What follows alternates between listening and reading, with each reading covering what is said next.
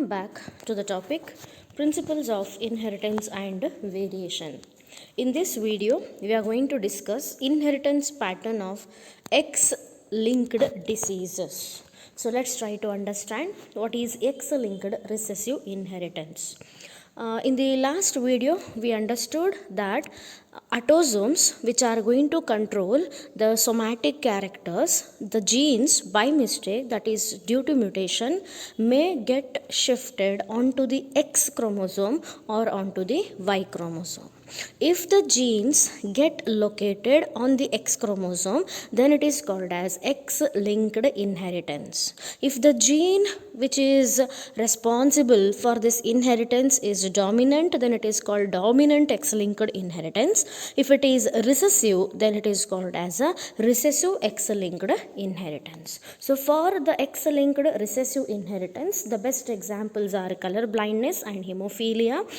Today we'll try to understand how there is a recessive inheritance pattern by taking color blindness. What is the color blindness? It is inability in identifying certain colors. Okay, let's consider there is a marriage between the male and a female. So prior to the marriage, let's try to understand the male which is having X raised to capital C and Y will become normal because capital is dominant character and that is not going to cause a disease called color blindness. Whereas on the other hand, X raised to small c, that small c is highlighted in red, that is recessive gene, and if that gene is present, then the person will become deceased. Whereas in female, X raised to capital C and X raised to capital C makes a female normal.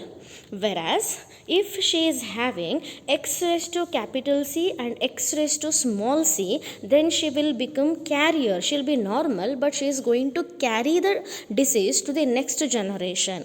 Whereas for women to become a color blind, women should have the recessive gene on both of her allosomes, that is the third one, X raised to small c and X raised to small c, then only she will become deceased. This is because of the condition called that is homogametic condition in the female and heterogametic condition in the male. Only one X chromosome is there in the male, and if that contains a gene, the person will become deceased. So 2 copy of gene required in female, whereas a single copy required in male to express the condition. Now let's try to understand by taking the same by hemophilia. Even in hemophilia, the same conditions apply. X raised to capital H and a Y will become normal, whereas X raised to small h, that is recessive gene, will make a person deceased. Whereas in female, X raised to capital H and the another one should also become X raised to capital H, she will be considered as a normal, whereas X raised to capital H and X raised to small h, just now we discussed, she will be carrier, she will be normal. To become deceased, female should have the hemophilic gene on both the X chromosome. So we understood how, in what pattern the disease get inherited. Now color blindness, let's try to understand how there is a transfer of the disease from one generation to another. Color blind man whose genotypes are X raised to small c Y, okay, this color blind man is going to marry a normal woman, where woman is having X raised to capital C and X raised to capital C. Now colorblind man is going to produce 2 types of sperms, that is one is X raised to small c, which is a deceased, and Y sperm, whereas the female is going to produce 2 gametes and they are X raised to capital C and X raised to capital C.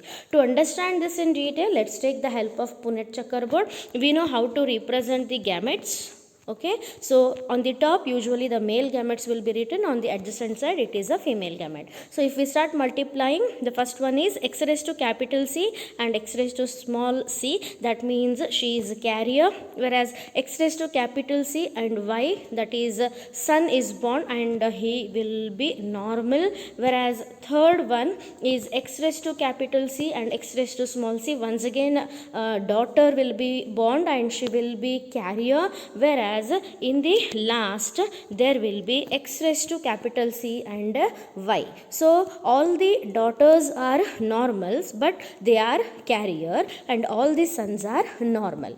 Now what happens if this carrier woman is going to marry a colorblind man? So colorblind man marrying a carrier woman. So what happens? Colorblind man will produce two types of gametes, that is x raised to small c diseased gene and y, and carrier women also will produce two types of gametes, that is x raised to small c diseased one and x raised to capital C normal. Now once again we'll try to take the help of what? Punnett Chakabo, and we'll try to understand. So what happens in the first cross? X raised to small c, x raised to small c, that means she is color, that is color blind. Now the next one, x raised to capital C and x raised to small c, she will be normal but she is going to carry the disease. Now x raised to small c and y, that is son is born and he will be color blind, and finally x raised to capital C and y, that is a normal son is born. So if you see the inheritance pattern, the disease get transferred from father to grandson through mother.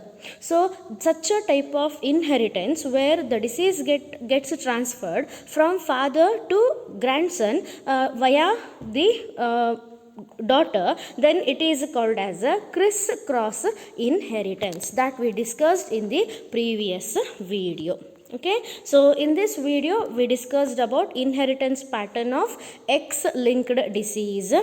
Okay, whereas in the next video we'll be discussing about pedigree analysis. Thank you, students.